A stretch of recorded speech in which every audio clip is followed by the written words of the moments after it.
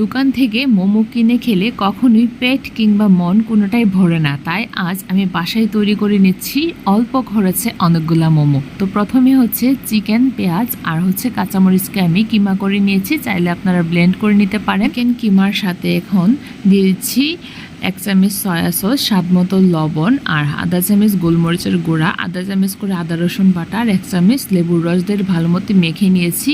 তারপর এখানে ময়দার ডোটা আমি মেখে নিয়েছিলাম। তো সাথে হচ্ছে কিছুটা ফুড কালার দিয়ে লাল আর সবুজও করে নিয়েছি। তারপর ছোটো ছোটো লেচি করে একদম পাতলা করে বেলে 1 চামচ করে চিকেনের কিমা দিয়ে আমি মোমো শেপ দিয়ে নিয়েছি আমার পছন্দ অনুযায়ী। লাল সবুজের ডোটা দিয়ে আমি এখন রোজ তৈরি করে নিচ্ছি, রোজ মোমো। তারপর স্টিম করে নিলেই তৈরি হয়ে যাবে গরম গরম চিকেন মোমো। সসের সাথে খেতে কিন্তু অসাধারণ হয়েছিল। তো কেমন লাগলো জানাবেন। ধন্যবাদ সবাইকে।